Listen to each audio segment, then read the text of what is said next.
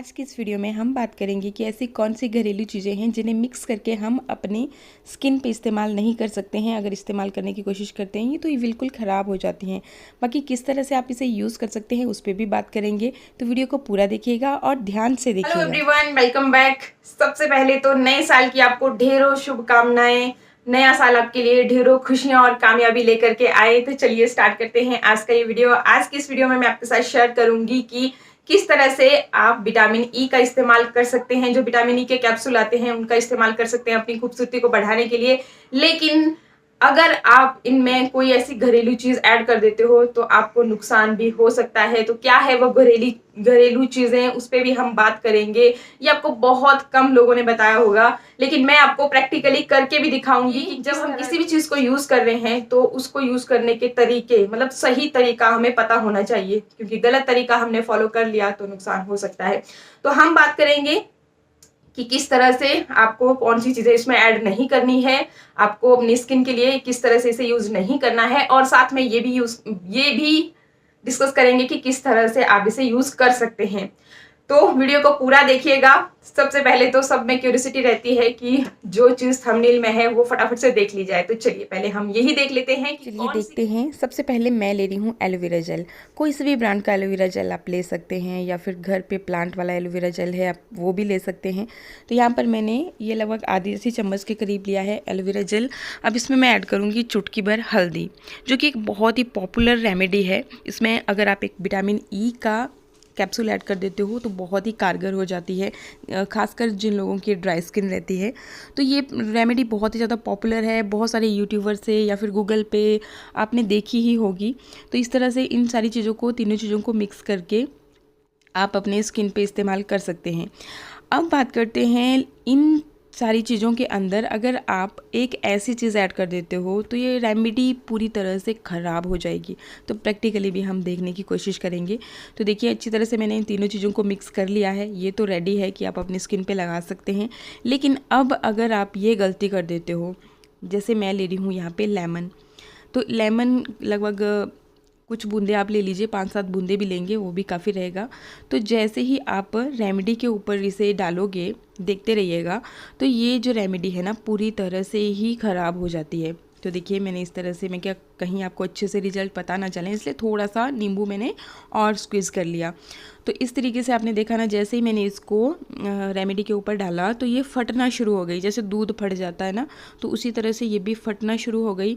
और जैसे आप इसको मिक्स करने की कोशिश करोगे ना तो ये आपस में बिल्कुल भी मिक्स नहीं होगी, बिल्कुल एकदम अलग अलग होती रहेगी।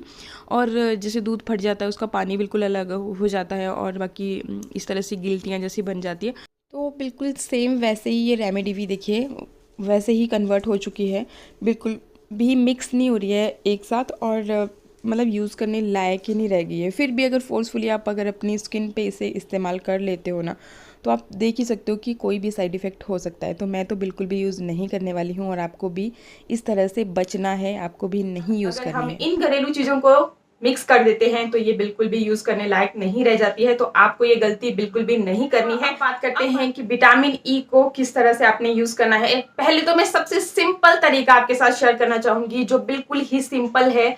मतलब इसमें आपको कोई तामझाम करने की जरूरत नहीं रह जाती है। एंड ट्रस्ट में इसके रिजल्ट भी बहुत ही अच्छे होते हैं। मैं हफ्ते में एक बार तो जरूर इसे इस्तेमाल करती हूँ।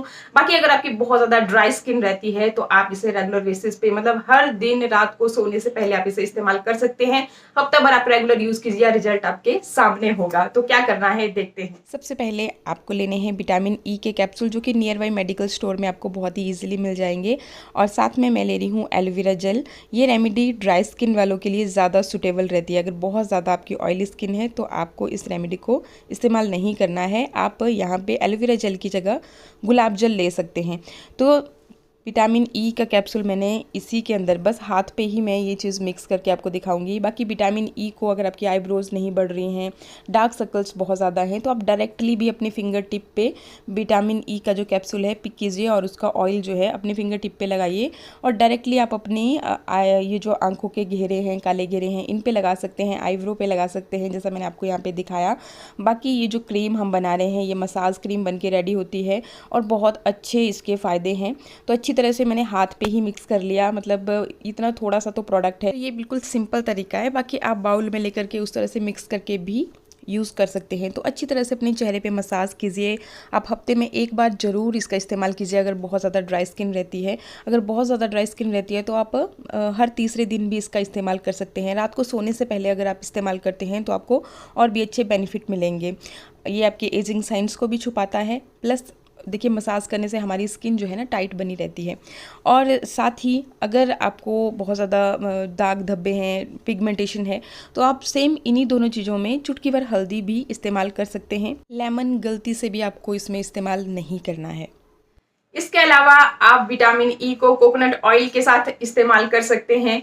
तो डबल बॉयल प्रोसेस के जरिए हम ये काम कर सकते हैं। और इस ऑयल को ना सिर्फ अपनी स्किन के लिए, आप अपने बालों के लिए भी इस्तेमाल कर सकते हैं। अगर आपको बालों की ग्रोथ करनी है, लंबे लंबे बाल चाहिए, सिल्की शाइनी, और बिल्कुल भी बढ़ नहीं रहे हैं, हेयर फॉल बहुत ज्यादा हो रहा है, या फिर डैंड्रफ बहुत ज्यादा रहता है, कोई भी समस्या है, तो आप इस तरीके से कोकोनट ऑयल के साथ विटामिन ई को यूज करना शुरू कर दीजिए। आपको बालों से रिलेटेड कोई भी समस्या नहीं रहेगी और आपके बाल बस बढ़ते ही जाएंगे, लंबे काले घने होते जाएंगे।